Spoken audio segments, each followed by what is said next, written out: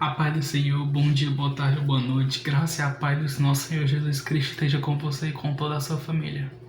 Neste início de vídeo, eu gostaria apenas de pedir que você possa estar assistindo o nosso vídeo até o final, curtindo, compartilhando e comentando, para que nossos vídeos possam estar sendo compartilhados, possam estar sendo vistos por mais e mais pessoas, para que somente o nome de Cristo venha a ser anunciado e pregado e o Evangelho da Salvação venha a ser compartilhado, que vidas venham a ser transformadas e alcançadas. Amém? Hoje o tema do nosso vídeo, da nossa reflexão, é fazer tudo para a glória de Deus. Estaremos hoje estudando um pouco, tendo uma pequena reflexão sobre a primeira carta de Paulo aos Coríntios, em seu capítulo de número 10, dos versículos 23 ao 33, onde Paulo fala sobre a liberdade cristã e os seus limites. Pedimos primeiramente que Deus possa estar nos abençoando e oremos neste momento para que Deus possa estar falando comigo e com você, onde quer que você esteja, no horário em que você esteja assistindo. Amém? Oremos. Santo Deus eterno Pai, te pedimos, Deus, que você possa estar falando nos nossos corações, derramando o teu Espírito Santo onde quer que nós estejamos neste momento, no meu quarto neste momento, Pai, seja no carro, seja no quarto de outra pessoa, aonde quer que o Senhor quer falar conosco, Deus. Em nome de Jesus, Pai, sonda os nossos corações, derrama o teu Espírito Santo sobre nós com discernimento, para que nós possamos estar, Deus, ouvindo a tua palavra, que ela possa estar entrando em nosso coração, nos confrontando, e que nós possamos ser transformados por ti. É isso que nós pedimos e desde já agradecemos, em nome de Jesus. Amém. Queridos, vamos estar iniciando. 1 Coríntios capítulo 10, versículo 23. Todas as coisas me são lícitas, mas nem todas as coisas convêm. Todas as coisas me são lícitas, mas nem todas as coisas edificam. Bem, o contexto deste livro, desta carta, é que a igreja em Corinto estava passando por uma certa confusão, onde crentes mais velhos realizavam ações que causavam certa dúvida, dificuldade no entendimento para os recém-convertidos, para os novos cristãos, para aqueles que estavam iniciando a sua carreira na fé. Porém, a intenção do seu coração era apenas de sobressair, era apenas de se sentirem superior aos outros, porque maduros na fé, nós entendemos que eles tinham bastante conhecimento acerca da palavra, e os novos convertidos não. Eles usavam desse entendimento, desse intelecto, apenas para se sobressair sobre os outros. E Paulo, sabendo dessa situação, falou assim, desse jeito, Tá errado isso aí, tá errado. E ele pediu que os coríntios mais velhos, para que os habitantes coríntios, aqueles mais maduros na fé, fossem sensíveis e benevolentes, ou seja, pessoas que desejam o bem para as outras. As ações dos mais antigos na fé cristã podiam não estar 100% erradas, podiam não estar de um todo modo errada. Porém, tanto a ação de buscar o bem quanto a intenção do seu coração estava equivocada, estava corrompida. C.S. Lewis afirma em Cristianismo Puro e Simples em que o bem ele existe, ele é buscado ou pervertido, buscado de uma maneira errada ou pervertido, e assim nasce o mal. A gente entende então que as pessoas corromperam o bem e transformaram-no em mal. Não tem problema nenhum a pessoa saber muito da Bíblia, a pessoa entender muito da palavra, mas ela também precisa viver a palavra. Devemos ser sensíveis para com os demais irmãos. No versículo 28, Paulo vai escrever assim: mas se alguém vos disser, isto foi sacrificado aos ídolos, não comais, por causa daquele que vos advertiu e por causa da consciência, porque a terra é do Senhor e toda a sua plenitude. Nesse contexto, Paulo está advertindo os irmãos de Corinto que, quando eles comprassem uma carne, um exemplo, eles não perguntassem qual seria a procedência. Isto é, eles não perguntassem se a carne foi ou não sacrificada aos ídolos, por conta da imoralidade que a igreja estava sofrendo, que aquela cidade estava tendo. Era muito comum isso. E essa questão se a carne foi sacrificada e o destino dela. se eles soubessem, se a carne foi sacrificada aos ídolos, eles não comprassem. Mas o que é que isso significa, Nathan? O que é que tu quer trazer com isso no contexto atual? Os cristãos acreditam, nós acreditamos, que Cristo é o único Salvador, Deus é o único Senhor, que nós devemos glorificar, exaltar, louvar. É o único Senhor que precisa e deve ser seguido. Por mais que os crentes saibam que um ídolo não tem poder nenhum, não tem força nenhuma sobre absolutamente nada, o açougueiro, a pessoa do lado, as demais pessoas, o nosso próximo, né, que não conhece, pode, pela atitude do cristão, ser escandalizado, pois o cristão ele vai estar mostrando que ele está compactuando com a compra da carne, neste exemplo. Ele vai estar mostrando que ele está compactuando por conta do ídolo a qual o alimento foi sacrificado. Ele vai estar mostrando que ele não foi transformado. E veja bem, eu falo cristão para dar uma ênfase a mais, porque o cristão é aquele que segue verdadeiramente os passos de Cristo, como nós podemos ver em Atos 11, versículo 26. Devemos fazer tudo para a glória de Deus, né? Nós devemos fazer tudo para a glorificação e exaltação do nome do nosso Senhor, perdão. Até em nosso comer e beber, que são coisas muito básicas para a vida do ser humano. Você pode passar tanto tempo sem fazer uma atividade física, mas você não pode ficar tanto tempo sem comer, sem beber. Você precisa se alimentar e comer, né? Comer e beber, porque são coisas necessárias para a sua vida. E não é uma coisa detalhe, não é apenas uma coisa pequena, é uma coisa necessária. Deus precisa ser glorificado em nossas ações do dia a dia, do nosso acordar de manhã cedo até o nosso deitar de noite. Precisamos ser exemplos para aqueles que estão iniciando sua carreira na fé. Não vamos nos deixar ao luxo de realizarmos alguma coisa, de fazermos alguma coisa relativizando a situação, pois assim nós iremos abrir brecha para outras e outras coisas. Eu sei que existem exceções, existem coisas que nós pensamos que isso aqui pode ser besteira para mim, mas para o outro, será que é besteira? E se a gente pensar que tudo é exceção, tudo é exceção, tudo é exceção, vai tudo se encaixar e vai tudo ficar normal. E se tudo ficar normal, aí vai ficar uma coisa ruim. E a coisa certa anteriormente vai ficar exceção. E do ruim pro bom vai ser difícil de consertar. Aquilo que deveria ser para glorificação do nome do Senhor irá se tornar algo sem importância. E aí, o que pode acontecer? Um novo convertido pode se escandalizar. Pode acontecer duas coisas. Um novo convertido pode se escandalizar e eventualmente desistir da sua caminhada cristã, ou ver que um maduro na fé está fazendo alguma coisa que pode não ser ruim para ele, ele pode não ver aquilo como um escândalo, mas o novo convertido pode ver, ele pode ficar na dele, tomar esse exemplo negativo para si e começar a fazer.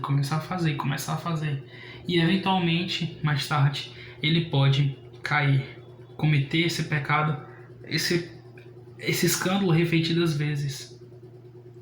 E apesar de sabermos que existem algumas atitudes que não têm poder sobre nós, os novos convertidos podem não ter essa consciência.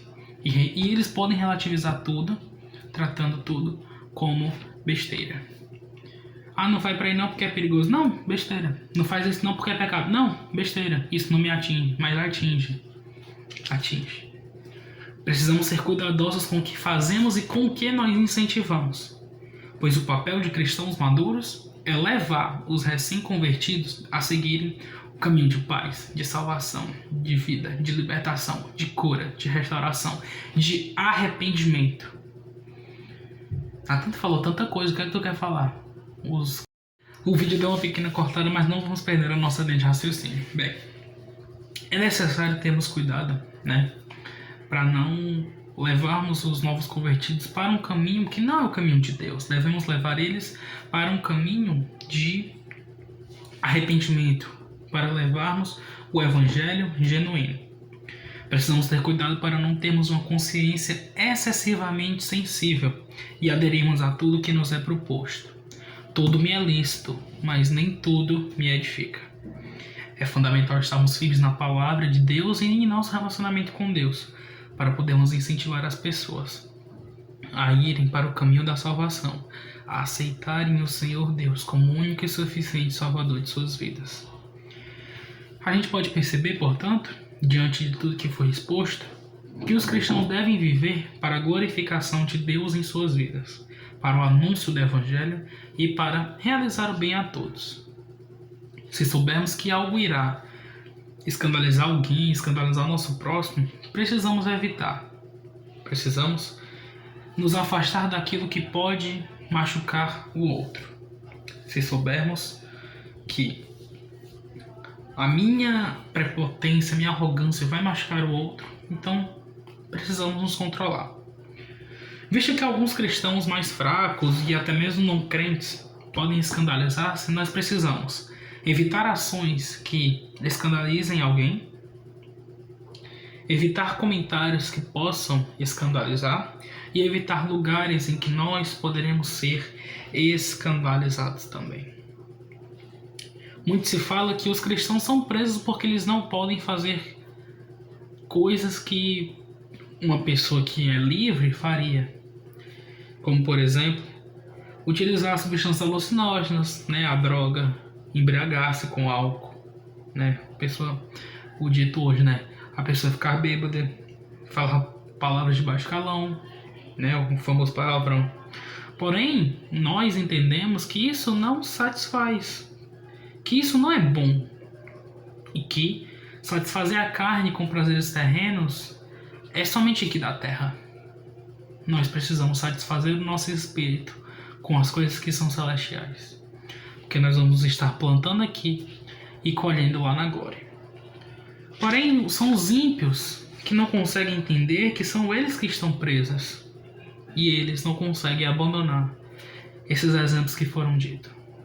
Nós precisamos apresentar Jesus, levar essas pessoas ao verdadeiro arrependimento, para que essas pessoas possam estar livres em Cristo, livres do pecado, para viver para a glorificação e exaltação do nome do Senhor. Gálatas 5,13 vai nos dizer o seguinte: porque vós, irmãos, fostes chamados à liberdade. Não useis então da liberdade para dar a ocasião à carne, mas servivos uns aos outros pelo amor. Os cristãos são livres em Cristo, porque antes de serem cristãos, antes que eles estavam na ignorância, eram escravos do pecado.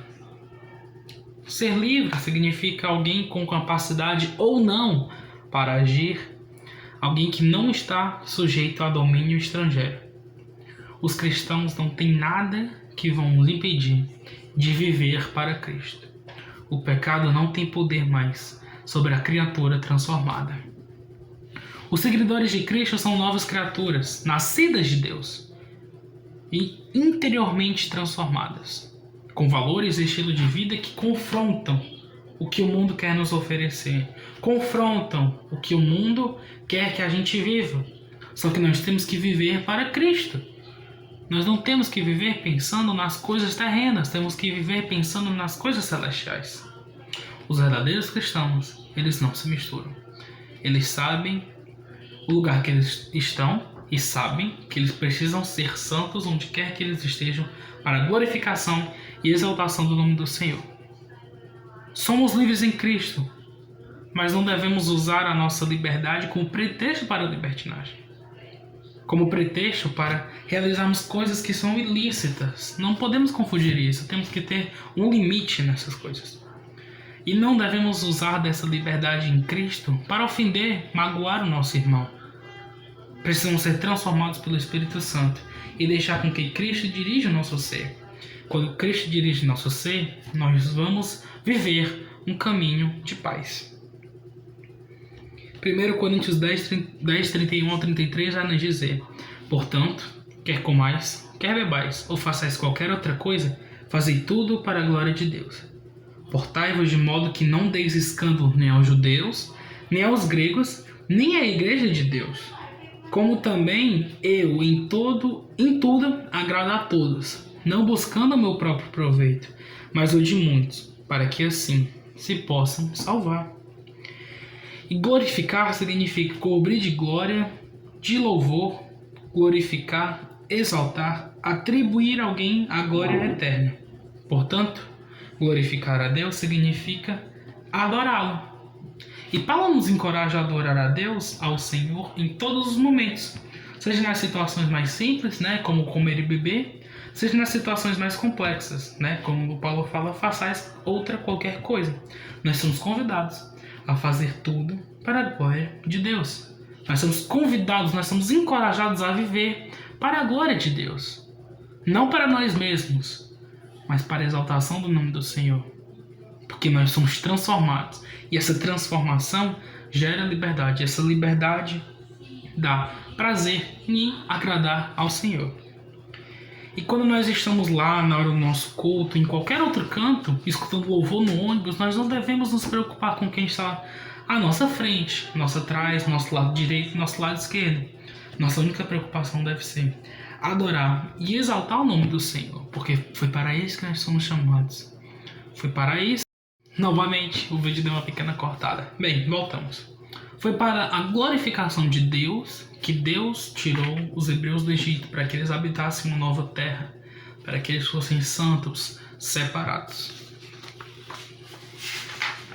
Bem, para encerrar, por que temos de glorificar a Deus? Porque a criação o glorifica. Salmos capítulo 19, versículos 1. Salmo 19, 1 vai dizer o seguinte, Os céus proclamam a glória de Deus e o firmamento anuncia as obras das suas mãos. Porque temos de glorificar a Deus, porque Ele é bom. Salmo 118, versículo 1. Rendei graças ao Senhor, porque Ele é bom, porque a sua misericórdia dura para sempre. Porque temos de glorificar a Deus, porque Jesus veio para nos sarar. Isaías capítulo 53, versículo 6, vai dizer o seguinte. Isaías capítulo 53, versículo 6. Todos nós andávamos desgarrados como ovelhas, cada um se desviava pelo caminho, mas o Senhor fez cair sobre ele a iniquidade de nós todos. Porque temos que glorificar a Deus, porque Cristo morreu por nós. Mateus capítulo 27, versículo 50, vai dizer o seguinte. Mateus capítulo 27, versículo 50. E Jesus, clamando outra vez com grande voz, entregou o Espírito. Por que temos que glorificar a Deus? Porque Cristo permitiu iniciarmos um relacionamento em termos de intimidade com o Pai. Mateus 27, 51. Eis que o véu do santuário se rasgou em duas partes, de alto a baixo. Tremeu a terra, fenderam-se as rochas. Porque temos que glorificar a Deus. Porque Ele é o Criador de todas as coisas. João, capítulo 1, versículo 3. Todas as coisas foram feitas por intermédio dele, e sem ele nada do que foi feito se fez. Porque temos que glorificar a Deus. Porque Cristo nos fez filhos de Deus. João 1:12. Mas a todos quantos o receberem, deu-lhes o poder de serem feitos filhos de Deus, a saber, aos que creem no seu nome. Por que temos que crer no? Porque temos que glorificar a Deus. Porque Ele não nos deixou órfãos. João capítulo 14, versículo 6. Respondeu-lhes 16. João capítulo 14, versículo 16. E eu rogarei ao Pai, e Ele vos dará outro Consolador, a fim de que esteja para sempre convosco. Por que temos que glorificar a Deus? Porque breve Cristo irá voltar. Apocalipse capítulo 3, versículo 11. Venho sem demora, conserva o que tens, para que ninguém tome a sua coroa. Cristo está vindo. E se você quiser viver esses últimos dias para glorificar e exaltar o seu nome, ore neste momento, onde quer que você esteja, aceitando a Cristo como único e suficiente Salvador. Porque se você crer nele, você será salvo. E é só crer nele. Seja transformado pelo Espírito Santo. Seja abençoado com este evangelho da salvação. Seja liberto, seja curado, seja sarado. Peça perdão pelos seus pecados. E busque cada vez mais intimidade com o Pai. Busque cada vez mais o Senhor com todas as tuas forças. Guarda o que tens, para que ninguém tome a tua coroa. Cristo breve voltará. E Ele quer que você esteja com Ele lá na glória. Que Deus em Cristo possa estar te abençoando no decorrer dessa semana, no decorrer desse mês. E que você possa estar vivendo o verdadeiro evangelho de glorificação e exaltação ao nome do Senhor através da sua vida. Deus te abençoe.